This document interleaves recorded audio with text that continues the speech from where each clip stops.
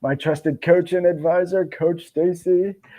He might be kind of muted or very subtle to talking. He's having some trouble wherever he's on remote detail today, and I'm sure he'll give us that background. Coach, where are you at now? Obviously, you're having some connection difficulties. Yeah, so it's another volunteer week here. So I got back from California really early, like Saturday morning. Spent some time on the weekend, but we had an issue. My church youth group had a camp planned, and the pastor is our normal bus driver. He had an emergency come up. They needed a fill-in, so I brought a bunch of teenagers. So we're at camp here. It's at the southeasternmost tip of North Carolina at Camp Caswell, Fort Caswell. 600 plus teenagers here this week at camp. We brought about a dozen with us, and so it's a lot of fun, but maybe not the best internet connection I've ever had. Well, actually, you're coming through great. So I think are you having delays on my end? Is that where you're having the issue? No, it was, normally I can see everything, both of our videos going very smoothly, and mine was just kind of stopping and starting, but now it looks good. So I think I found the sweet spot. I moved over just a little bit. There it was. Just don't move. Just don't shift it at all. But anyways, can't wait to bring the guests. So how was your weekend before we get started? It was good. So, it was anniversary weekend. My daughter and her husband were in for a visit. We all spent one day together at the beach, and then we did a recap about the mission trip. So we gave our report at the church on Sunday and let everybody know how it went. And then Monday, bright and early, made the 6-hour drive to get here. So it's been a busy month or so. Yeah, you don't stop, and you got a lot of things going on with the cycle / you're growing as we speak, right? Yeah, the fitness centers. We've picked up another handful. I'm not sure what I can say or not say yet, but the meetings in California went well, so I'll leave it at that. Yes. Well, meetings going well are always what we're looking for, and that's what we're trying to help you with when you guys are out here.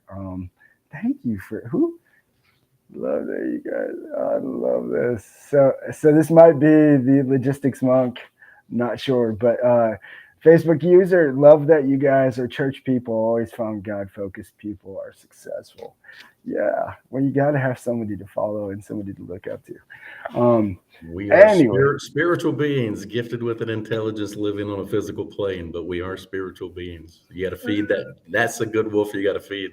That's the good wolf we talk about all the time, Coach. Well, let's bring David out. I can't wait to bring him out. I've talked about him quite a bit since doing podcasts. He's been one of the people I've mentioned along my journey of networking, meeting people, sharing their story of being in the corporate world, saying, "Man, why was I doing that? I didn't even like what I was doing. This is what I was meant to do." I think he found his calling. From meeting him, it seemed like it was the right fit for him. He has a passion to it. He has a story behind it. I think everybody with the great purpose, I can't talk, with a great purpose and mission is going to find that it connects some way on a deeper level, like this does for our next guest, David Koch. He is with a company called Assisted Living Locators. Let me pop this up so we can highlight that. So this is who you're looking for. This is a franchise. So again, like we talk about here on our podcast, is other franchise opportunities. This was a franchise opportunity that he had. So again, we'll have and we'll bring him out to share a little bit more on what was the deciding factor between maybe he was looking at other franchises beside this, and what really guided him to this journey or purpose. But again, can't wait to bring him out. Coach, any last thoughts before we get in? No, this is exciting. You've got me pumped up too for our guest, so I can't wait to spend a little time here together. Well, I think you're gonna love him. And again, it was all about timing. I think there's some interconnected things that we'll find, but let's bring him out. You get one heartbeat song. Take it seriously. This is your masterpiece. Don't forget to dream and taste the colors in the air.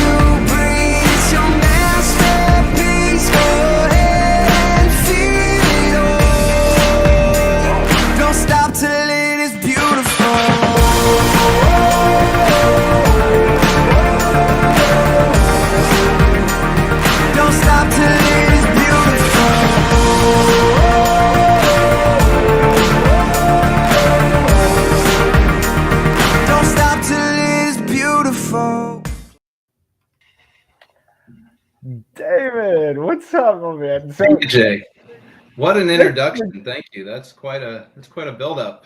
oh, come on. Well, listen, when we met, it was kind of it was like I was sharing before we went live. But Yeah, so for everybody who doesn't know, the way we met was BNI. I talk about it a lot on here. It was yeah. right. It was the right timing for me. I needed like-minded people talking about business, goals, journeys, new visions, those exciting things that drive me. And so BNI was my source. And so going and kind of just visiting other groups, which you're allowed to do. I actually went and visited a group that David was at, and we connected right away, like most similar-minded people do. And it was just he invited me to a one-to-one, which for BNI talk, for anybody who knows, is really what you should do with everybody who's a member to get to know them a little bit deeper. And that's where we really got to talk. And I heard his kind of journey and what drove him to with assisted living locators. And so, yeah, share where it all started. What, I guess, where was your background with IT? Again, give that and give that where you shared me. You had that sit down with your kids, your wife, and Yeah. said, hey. Well, no, it kind of came about hitting a milestone. You know, I'd been in corporate IT for 30 years, and I had a great career. I enjoyed so much of what I got to do. It didn't stagnate. I was constantly doing new things. But, you know, you hit a milestone like 30 years, and you think, this has been great, but is this all I'm going to do in my career? You know, I've always liked to try new things and learn something new. And I'm not saying I was, you know, sleepwalking through the work at the end, but, you know, there was a little bit of that been there, done that going on. So I thought, all right, let's shake this up a bit. Now, what was crazy is I did not know what I wanted to do. I just knew I wanted to do something different. And I knew that wouldn't happen if I kept doing the day to day, because then just inertia would take over and another year would go by and I'd be there again going, what do I want to do? So it was actually Christmas morning. And I said to my sister, she was actually visiting us that morning, I said, I'm going to quit my job. And she said, oh, really? What are you going to do? And I said, I don't know. But just as I said, I have to force my hand. And so, you know, I'd been talking with the kids about it, getting their opinion. As you pointed out, I was an empty nester that year. So I thought, you know, this is kind of like the planets lining up. Everything's kind of coming together. We're starting a new year. Before I get into the new projects and budget and all of the things that happen in that Q1, I thought, let's just step away and find whatever that next thing is. So I left on very good terms. I naively thought at the beginning I may take like a 9-month hiatus and go back to the workforce when the kids went back to college in the fall. I couldn't sit still for 2 weeks. I had to get a resume together and put it online because I like to do things. You know, I can't sit still. So I took interviews and I talked to headhunters and I, you know, investigated some options, but really they were very similar to what I had been doing. And I didn't make that drastic move just to go do a variation on it at a different company. I wanted to really do something different. And again, I just didn't know what that was. I was approached by a franchise broker and I had never considered a franchise. He was a great guy. We had a lot of wonderful conversations. And along the way, he presented me with 3 franchise options to consider. And I really did consider all 3 because he had done a nice job picking options that played on some of my strengths. And so, you know, I molded over and I debated. And after a few weeks, I couldn't get away from the fact that assisting living locators really touched on many of my strengths. There was the connection that my father had vascular dementia 10 years ago. And my sisters and I didn't know that there were companies that would help families get through this easier. If we had known that, we would have used them. But hindsight, you know, 2020.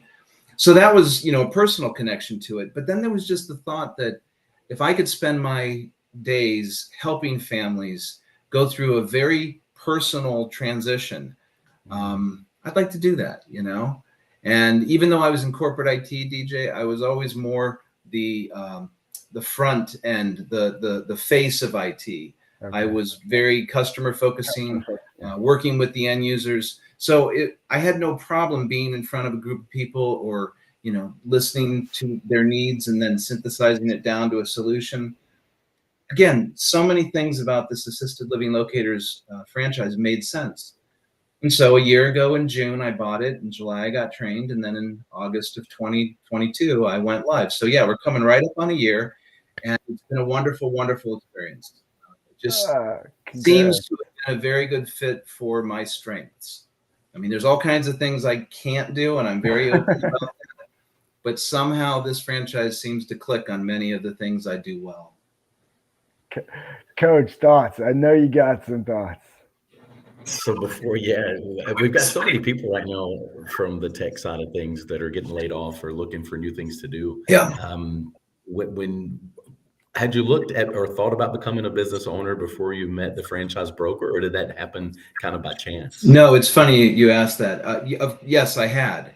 And in fact, I worked with some really spectacular guys. They were part of my team in the last couple of years.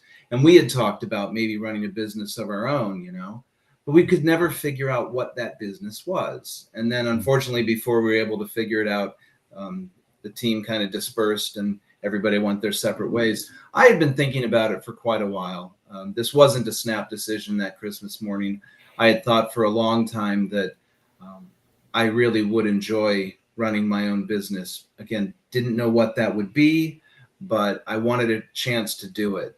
And again, this is where when the franchise option came along, it just made sense. It was a great way to do that without starting from scratch, right? You were kind of, I don't want to take anything away from franchises, but you were kind of buying a prefab company, just inflate instant company. So I like the idea. And when you were going through the process, you said you looked at 3. What made this one really stand out? Because a lot of folks have a difficult time figuring out what are my strengths and where is my place. How did you make that determination? Yeah, one of the things I liked about this one a lot is it was very personal. That you didn't need to immediately start off hiring a team, renting a storefront, buying machinery. So it was an easy one to get into because it could, and it still is, just a one-man show. I mean, many of my colleagues do have teams, and I think I'm getting to that point where I'm going to have to start bringing people on, but the low overhead was very attractive. The other 2 franchise options were interesting, and they had their moments. I mean, I really did consider them, but neither of the other 2 hit on all the things that assisted living locators hit on. I really had a hard time finding a downside. Yeah, I even still have a hard time finding a downside with selecting this one. Good. So when you've got one that just makes so much sense, the other 2, good as they were, just paled by comparison. It sounds like a familiar story, DJ. Yeah. I think I've told a bit of that story from my own journey. Exactly. That's what I'm telling you. It's the ties and coincidences of how that work. And that's what I seen. When I met you, I'm like, oh yeah, this guy's doing exactly what he should be doing. This is, it was, it was evident from the way you talked about it, the way it was even in the beginning. And again, there's certain aspects to doing a new business is exciting, and I think people sometimes get lost in that. But you had that deeper purpose, that reason, and I think that's why. I'm sure throughout this year, there's probably been certain times that you were like, did I really want to take all this on? And then, but then again, because of your passion for it and that deeper purpose, that's where I think your broker, you brought up using a broker, and we just talked about this last week. Stacey said he believes highly in working with brokers because the right brokers should do exactly what they did with you, and that's pairing you with the right franchise that in the end is when those hard times do come, you're like, but I love this. Like it's not like work. Would you say that in the end, that was the where it really sealed the deal for you? Yeah, I mean, he did a very nice job of spending a lot of time with me up front, not even really talking franchises, just getting to know me and what my strengths are, what my interests are. And yeah, there have been times, of course, during the year that this has been almost overwhelming, but I've never shied away from a challenge. And in fact, I find if things are too easy, then you didn't really work for it, So, and you don't feel that sense of success when it's done because you didn't feel like you really had to work for it. It was more like a gimme. So I like a challenge. I like overcoming something. And yeah, sometimes I used to do this back in IT as well. You would fight it and get mad at it. And then you'd have that eureka moment and suddenly everything would work. It's the same thing here. You know, there are times when it's just not happening and you can't seem to, and then suddenly it clicks. And that's rewarding.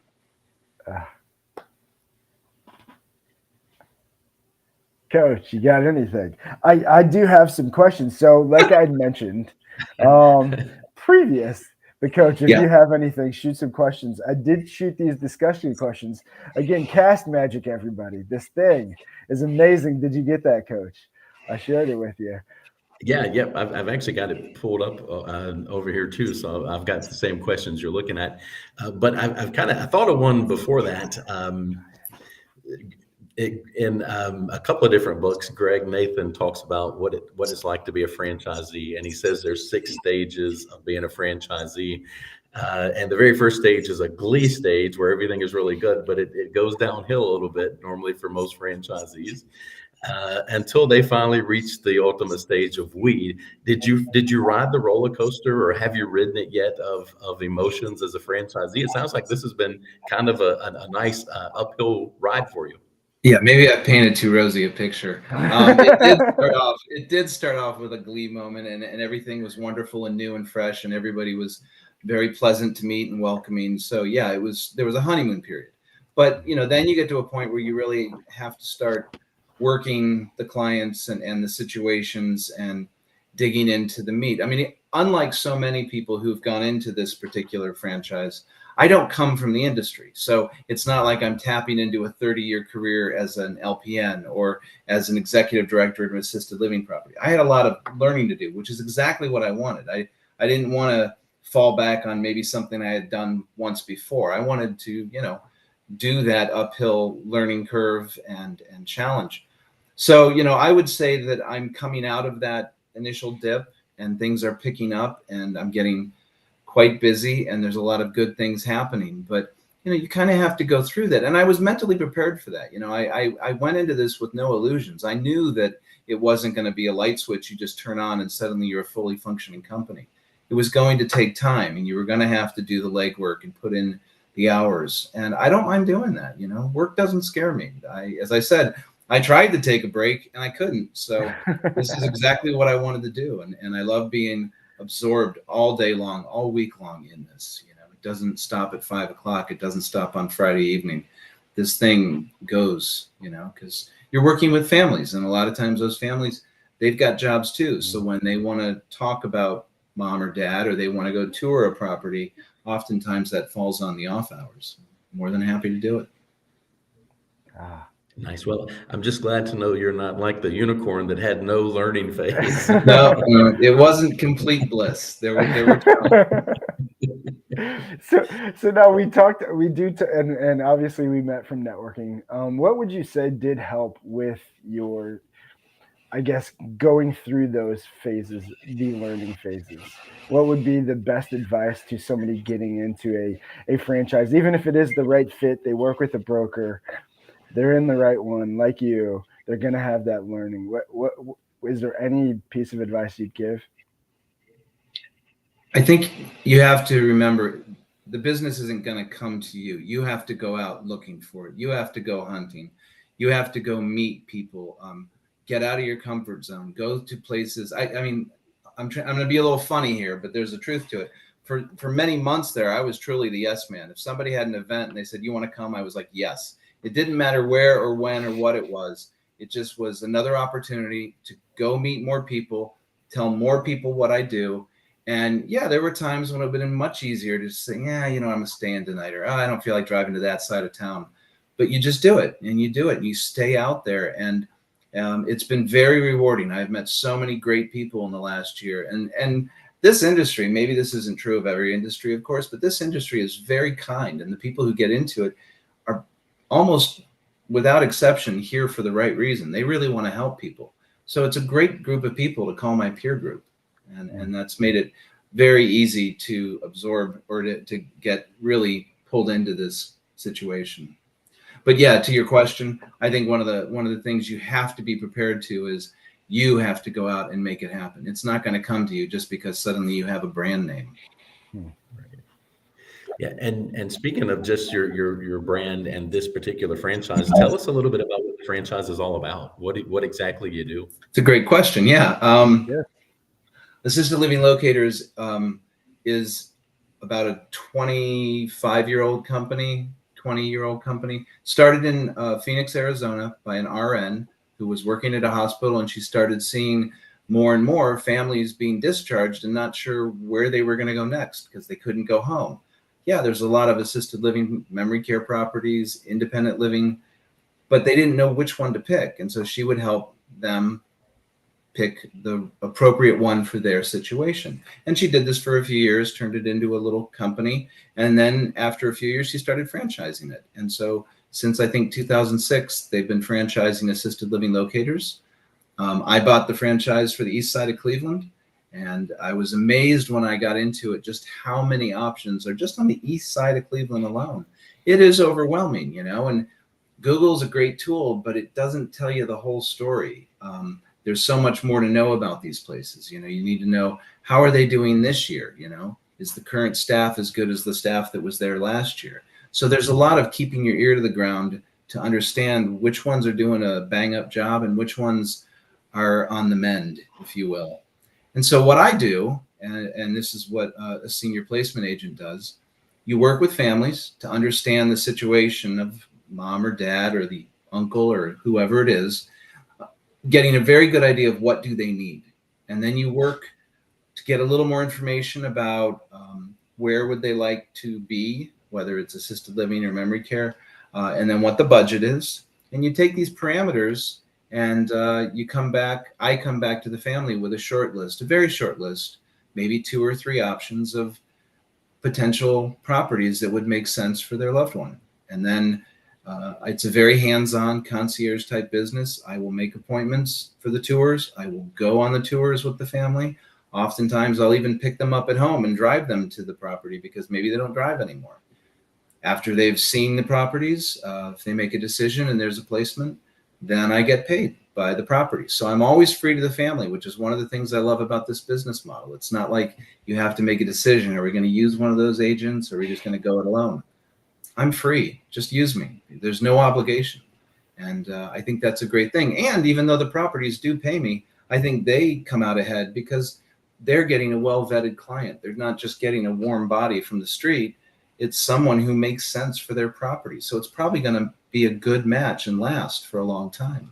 So to me, this is a win-win-win business model. Super. Yeah, it's really cool. I like it. It is really cool. That's now how, I guess, what is the, how do you had mentioned if you had known of a service like yours when you were dealing with, how do you get your word out more? How do you let yourself be known more to families who don't know that this is a possibility? Well, and I don't mean this to be a smart alecky, but it's going to sound like it. One thing I say a lot is everybody has relatives and nobody's getting younger. So it doesn't matter who I talk to. If they don't have someone in their immediate family that's getting close to that adult caregiver role or in need of some kind of senior living option, they probably have a neighbor, a coworker, a friend that might. And that's part of why I've done so much networking over the last year, is just to let people know that I exist, this company exists, and I'm here to help. So that's a big part of where referrals will come from, is just word of mouth. The other half is more industry based. You work with case managers, social workers, discharge planners at hospitals and rehab centers. And because they're working with people that are going to leave those properties, those facilities, and go somewhere, maybe not home, they oftentimes need help guiding the family to that next place. So I can take work off their plate and help them, help the family get to the next step easier than, the social worker might have just had a list of options to give them. I mean, those people are so swamped, they don't have time to do the digging that I do. So those are the two basic ways that people find out about me, is either through someone in the industry, like a case manager, or just through word of mouth because I've met so many people over the last year.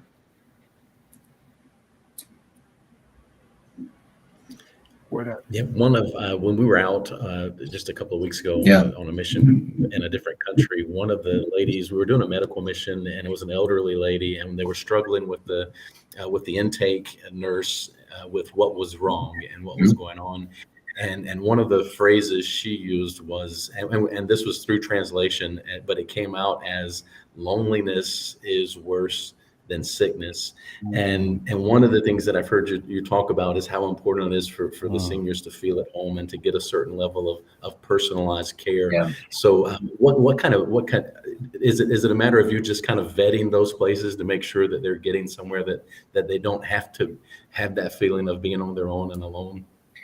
A great litmus test when I walk into a property is when you walk in, if you see residents out and about interacting, talking, maybe it's a little loud because they're having fun and laughing at TV or maybe playing a game, that tells you something about the community. If you walk in and it's as quiet as a library and nobody's smiling and nobody's saying hi, there's still people there, but maybe that's not a vibrant community.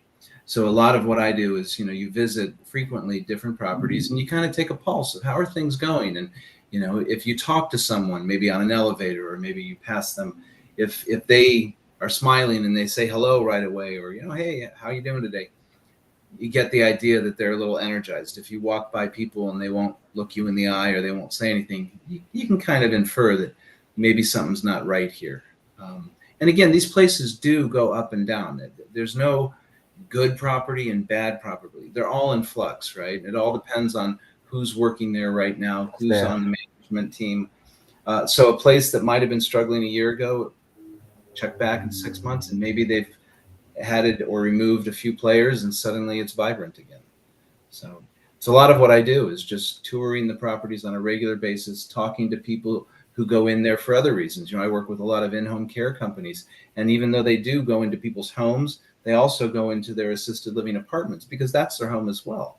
And if you talk with them and get their firsthand experience, you start to build this, 360-degree idea of what each property is and offers. And would I recommend this to a family member? I mean, that's kind of the defining line, right? If you can't put mom or dad, your own mom and dad there, why would I put yours? And that's so valuable. It would be virtually impossible for a regular person to vet all the options that are out there. Oh yeah. I'll tell you, one of the reasons I got into this, one of the many reasons I got into this, was when my kids entered high school. I learned about one of the companies that will help you get through the college application process easier than you might if you just go it alone. I didn't know they existed, but I learned about it, and I thought, look, I got 2 kids. I'm going to go through this twice. I haven't even thought about college applications for decades, and I'm glad I did. This wasn't a free service. I did have to pay for it. It wasn't very expensive, but I felt they did a lot to help me and the kids get through it. So it's the same thing. You can only learn so much about all the universities and colleges that are out there, how the application process works, which ones have funny requirements, which ones are pretty easy to navigate. And it's the same thing with senior living. It's too much for anybody to come up to speed quickly. I mean, you can do your homework and go around and visit a few places, but people have jobs, people have families. They can't give up everything to go do that. And that's where I can help, because that's what I do. I spend my days in and out of these places all the time.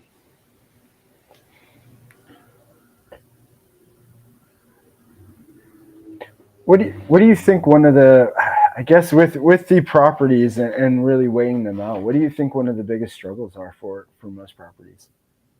Right now, staffing. COVID did a real number on these places, and a lot of people, you were talking before, Stacey, about people leaving the IT industry. A lot of people got out of healthcare during COVID. It was overwhelming. They couldn't do it, and I completely understand that.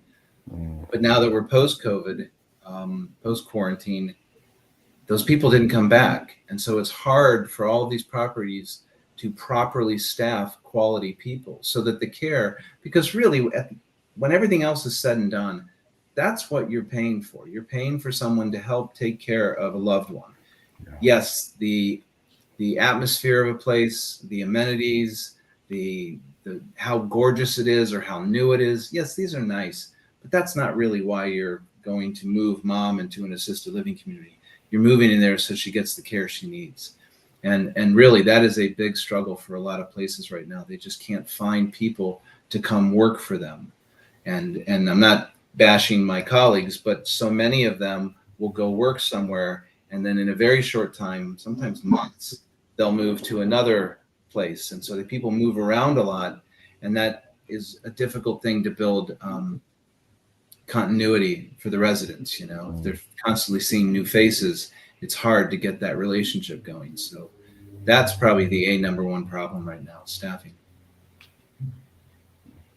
That seems like a universal multi-industry problem. Yeah. Right now. Yeah, unfortunately. Yeah, it's not just healthcare. No, well, it's good and great that you've grown and that you're happy with what you're doing, but what's next? Where do you go from here? Great question. You know, since the beginning of the year, I've been on this mission to get the message out because, you know, people in the industry know that there are people like me to help families, but most people, you know, if you go to sell your house, one of the first decisions you make is, well, which realtor are we going to use? Which, you know, real estate agent are we going to use? When people get thrust into that adult caregiver role, their first thought is not, well, which of those senior placement agents should we work with? They don't even know we're here. So I'm really on a mission to get the message out. So now that I've kind of built a foundation, I'm really trying to shout it from the mountaintops that we're here. Don't go this alone. You know, I have a colleague that has a phrase on their email footer that, you know, a decision this important deserves more than a Google search. And that's true. It's a very big life change, and it requires someone to kind of hold your hand through the journey.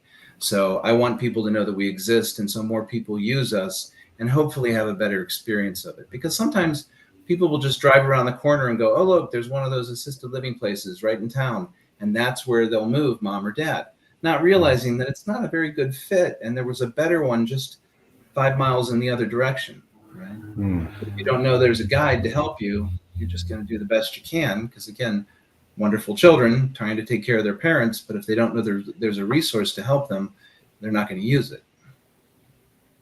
Are you telling us that the person that pays the most to get their Google ad at the very top of the page is always the best? There are a lot of things Google is fantastic at. It might be at least at the moment, something that it can be a nice starting point, but I don't think it tells you enough of the whole story. Yeah, I agree. Could not agree more. Yeah, that statement. Hopefully Cast Magic picks that one up, because that was money. But it's so true. I mean, there are certain things that, like, yeah, Google search, a quick search, a few reviews are great for. And not to be funny again, but I mean, we have seen the movies like Happy Gilmore, the grandma in this place that's run by Ben Stiller. I'm sure there's places like that. I mean, come on, they have to exist. They don't. It's not somebody's own idea of it, because it's never happened. I mean, we know they exist. So, you know, to that point, they could be a place like that pays the right amount of money to be the top searched place. And you don't know, you're putting grandma or grandpa or mom and dad in that place. Do your research. There are certain things that, you know, having somebody like David, somebody like assisted living locators to do that. Yeah. I'm sure mom and dad will be very happy with you. So, well, some of it is semantics too. You know, if I'm talking with someone and they use terms like old folks home or nursing home, or, you know, you can tell that they're not aware that there are different flavors of senior living, and assisted living in particular was a direct result of the nursing homes that were once upon a time pretty much your only option. And those do still exist, but they're much more institutional and medical. Assisted living is a lot more comfortable, and it was a direct reaction against that. It was, you know, you had an apartment with a door that locked so that people just couldn't come and go at all hours. They had activities. It wasn't sterile and white and chrome, you know, it had carpeting, it had wood. So they did a really big effort to differentiate themselves from the traditional hospital and nursing home.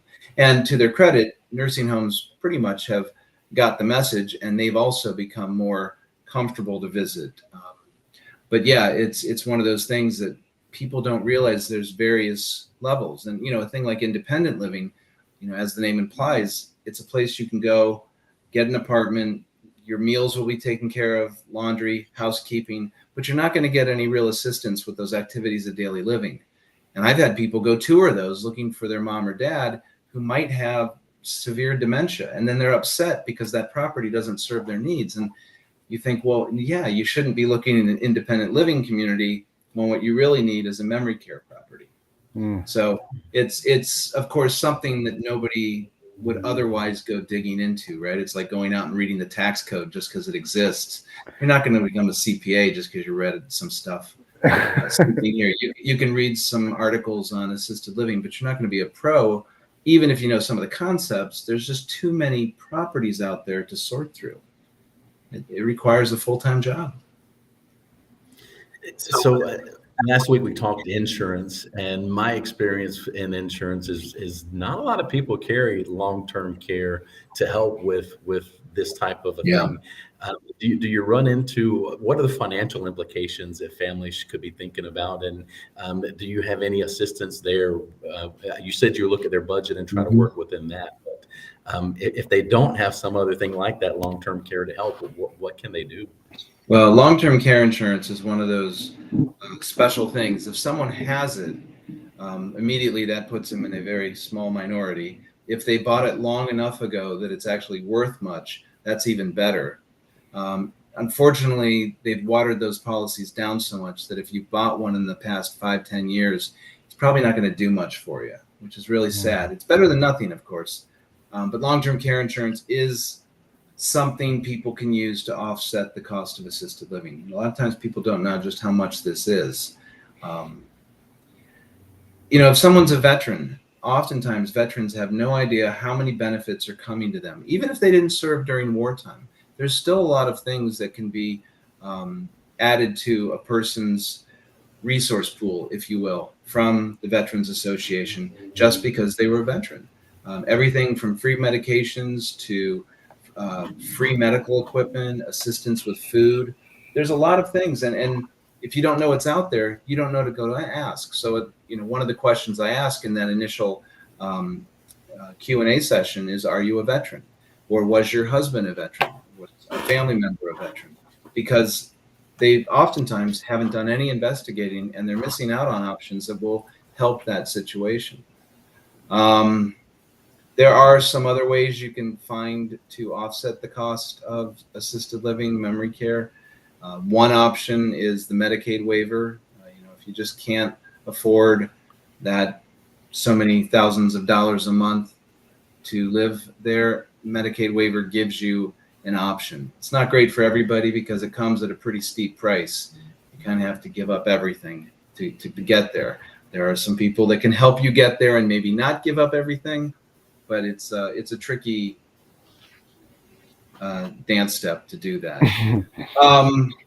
There are ways to use the assets in your house to offset the cost. It's possible to sell off life insurance policies to reclaim value while you're still alive. So there are some things we can talk about, and everybody's situation is going to be a little different. One other thing that, the sticker shock sometimes goes away once people think about all the things they're currently paying for to stay at home, especially if they're bringing in skilled nursing or even just non-skilled in-home care. That adds up very quickly. So, by the time you do sort of a comparison of, should I stay at home with all these utility bills and landscaping and snow removal or whatever else, or go into assisted living where basically for one rent value, all of that's included. It's a education process we go through with just about every client. I love that you say that it's an education. I mean, every guest that we've had on so far, that you can tell they clearly are nailing it when it comes to customer services. They're leading with educating their clients, education. Right now is obviously, I think they're calling it, I've heard it on different programs, the silver avalanche, maybe the tsunami. or tsunami. They're calling it different things because baby boomers are the largest group that is in that pool that might be looking or needing to start looking for services like this.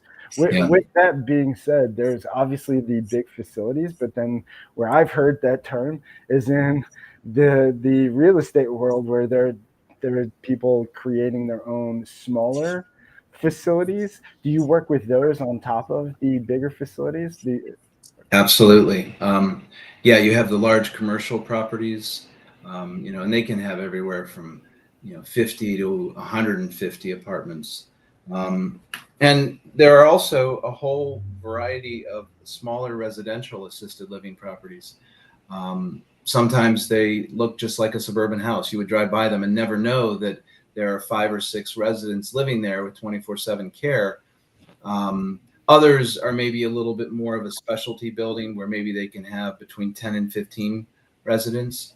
The idea, though, is, and I don't mean to, everybody's got their own place, right? So some of those larger properties with 50 to 150 apartments, for some people, that feels like living in a hotel. And, when you stay in a hotel for a few days, that's fine. But if you had to live in a hotel for 2 weeks, you might go a little stir crazy and want to go home. And that's what those residential assisted living properties give you, is more of a sense of home. You're there with a small number, maybe 3 or 4 other people. Maybe there's one person who does all the cooking and you get to know that person really well. A higher level of care. It's cozier, right? I've had some clients move out of, and I don't mean any disrespect, but move out of one of those big box properties and downsize to a smaller residential place for that very fact. They wanted to feel part of a smaller family.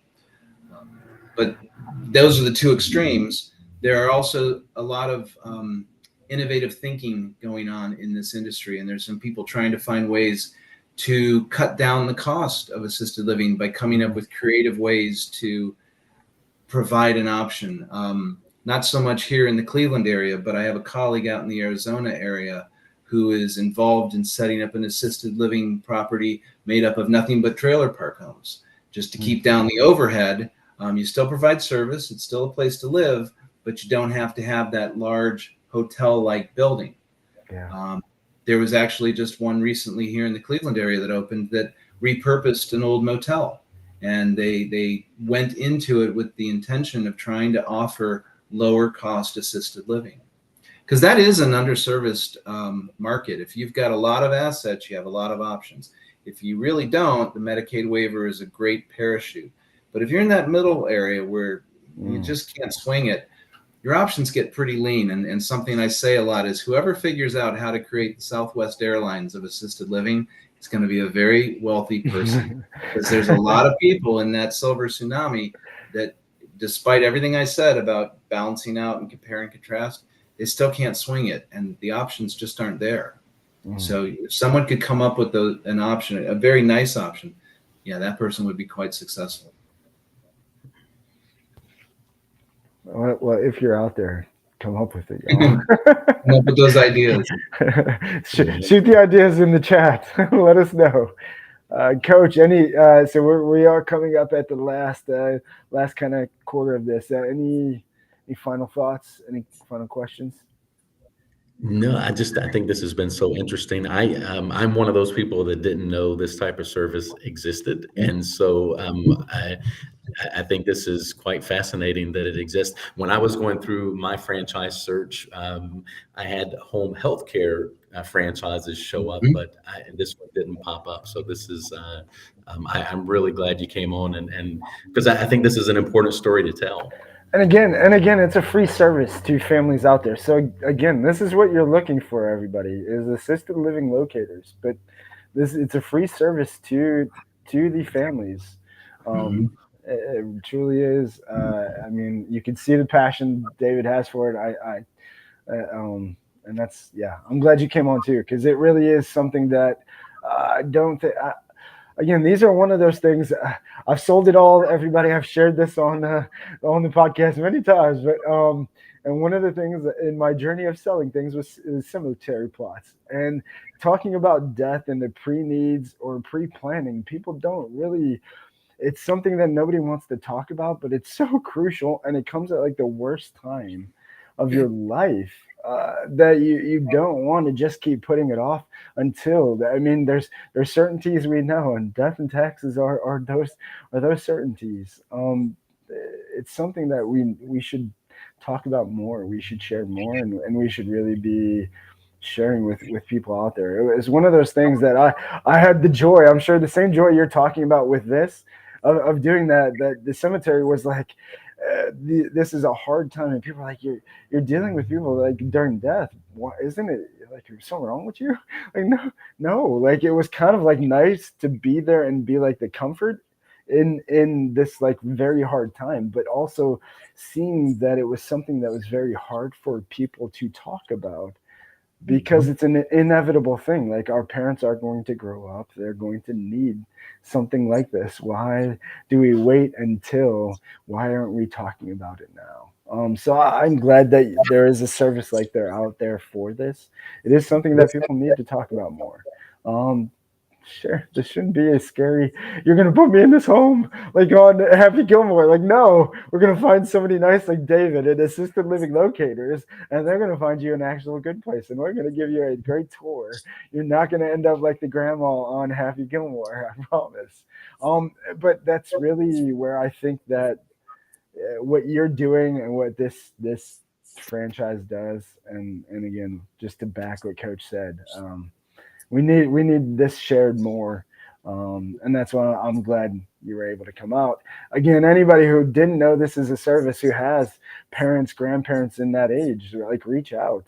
It's a free service. And how many locations do you guys have? If you could share, how do they reach out to you? What is the best way for them to find somebody in their area who does your service? Yeah.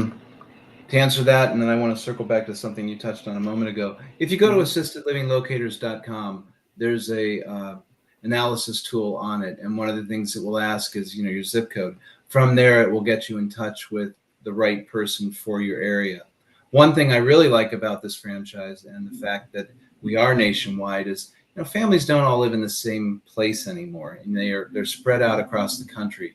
Because I have colleagues somewhere all over the country, if mom lives here in Cleveland but the kids live in Denver, I can work with my colleague, and together we can both hold hands where it's needed. That's a nice service. That's a really nice thing, so that you're not just dealing with one person, but the brother and sister over in Utah feel neglected. Yeah. Something you said a moment ago when you were talking about the franchises for the in-home care, although the name of the company is Assisted Living Locators, and assisted living is in the name of the company, that's only one of the many things I do. I will work with a family from the very beginning of the journey to maybe get them in touch with an in-home care company, because maybe that's all they need right now. They just need a few extra hours of help each week. It's going to change. The situation will unfortunately get worse. And at some point, the amount of hours that you're paying for that in-home care company outweighs the cost of assisted living. So it just makes more sense to move. But, along that journey, the family's going to need elder law attorneys to put those legal documents in place. And that's something people should do earlier than later. Yeah. Get them in place while everybody is still of sound mind, and make sure the whole family knows where to find them. I had a very unfortunate experience last fall where a woman said, yeah, we have a will, we have powers of attorney, and where are they? Oh, I don't know. My husband took care of all of that, and he passed away 2 years ago. So it was as if they didn't exist, because she genuinely did not know where they were. So we can help get people in touch with elder law attorneys. When the time comes for the move, I've got a lot of realtors that I can recommend, and downsizing companies, moving companies, estate sale companies. So really, I can be the quarterback for the entire senior living situation. And again, it's just to get you through it easier than going it alone. Yeah, that's awesome. My dad used to facilitate estate planning, bringing in insurance and legal and the whole team to put together a plan like this. So I got a lot of respect for what you do, because it can literally save the legacy of a family that would really be at risk if none of that is thought through. And just like everything else in life, getting ahead of it, planning ahead of time instead of being in that reactionary mode, that's fantastic. If you have the luxury of time and you can work out each of the items so that when something does happen, you have a plan and it's ready to execute, that's fantastic. So in addition to getting the word out that my company exists, I'm also trying to convince people to have those conversations earlier on with their family, get those documents in place and make sure people know where they are, just so that when things do turn south, because it usually happens quickly, you've got everything lined up and you have one less worry, because you already have a lot of worries in a time like that. Yeah. Well, Coach, final thoughts. Then we'll let David and we'll let you share how they can reach out to you and where to find you, and we will close this out. Well, I'm not quite having the mobility issues yet, but my wife and I have already been talking. Our home, our bedrooms are all on the second floor. It's like, if we live here, we're going to have to add on to the bottom to have a master bedroom without these steps to go up. And so I don't know that it's ever too early to start thinking through these issues and planning. So I'm ready to, let's figure out how we can get up with David and learn more and help a lot of people out. Yes. And to that point, Stacey, there are companies out there that will help you senior fit or make the home ready for seniors, so that it's not just a handyman, it's not just a contractor. They specialize on getting a home safe for seniors. I have a few of those here in the Cleveland area, but I'm sure there are some where you're at.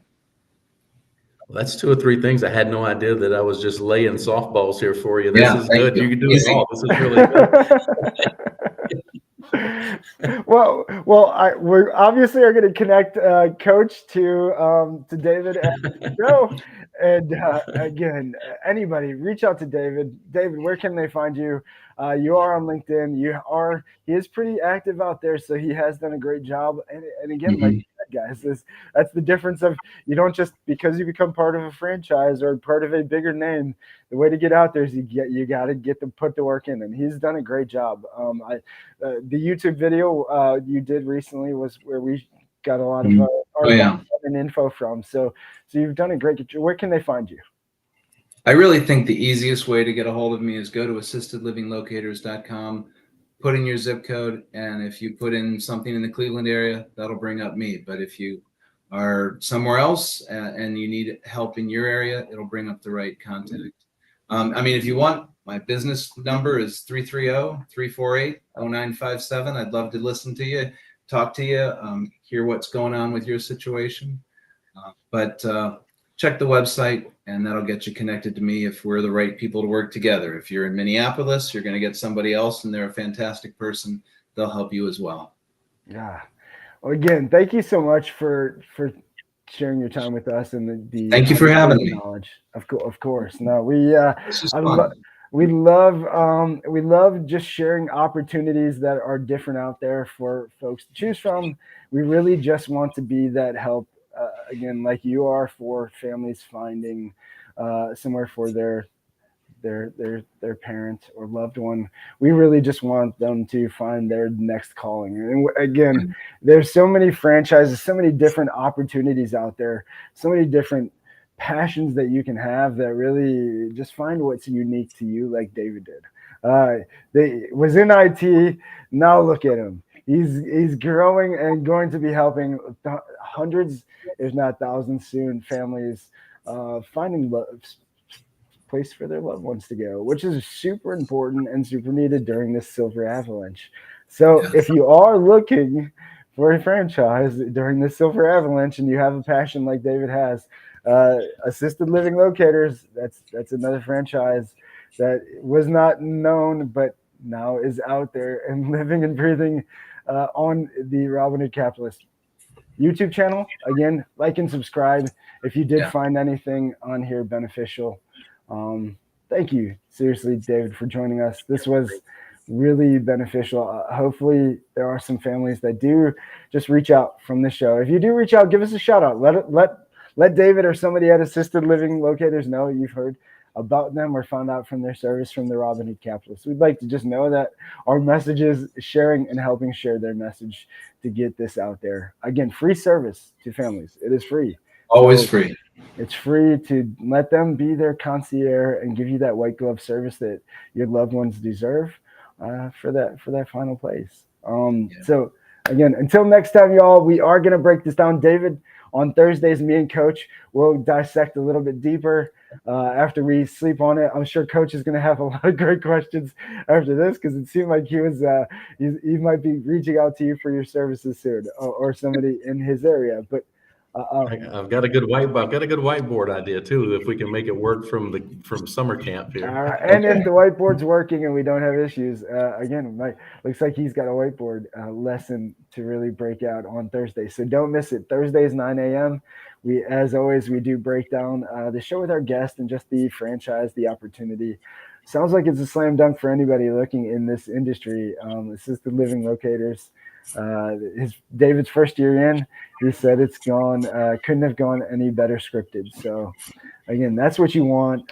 Working with who was the broker? Plug the broker you worked with, because again, good brokers. Who did you work with that nailed the three choices for you? It was a gentleman named Les Simpson. His company was the Entrepreneur Source, and Les was fantastic, really good guy. And he had done something similar to what I had done. He had been in the publishing industry, and he got to a point where he thought, let's mix it up. And he ended up becoming a franchise broker. So I'm really glad I met him. There we go. Thank you for plugging that. Les, good job. Clearly, you nailed one here. So again, everybody, if you're out there, if you're part of the corporate monster laying off constantly and you're not sure what to do, you got some money, you got the college degree, you don't want to work for somebody else, follow us, the Robinhood Capitalist. If we didn't have the franchise on, we'll try. We're trying to pair passions with purpose so that you can be one of the families who create your heaven on earth. Because in the end, that is our goal, to help 10,000 families create their heaven on earth. So be sure to check us out Thursday, 9 a.m., the Robinhood Capitalists. Until next time, Coach, have fun at camp. Tell everybody, say hi. Maybe have some of them come on so they could have a memorable. Yeah, maybe I'll invite someone. The bunk beds here might make me up that need for mobility help, though. My timeline is changing based on the bunk beds. I'll bet. Yeah, not very comfortable, is it, Coach? Well, until next time, y'all. Again, Robinhood Capitalists, feed the good wolf. Thank you, DJ. I'm always on the red eye. This time around, it's not even about getting paid. I'm just an addict for the moment.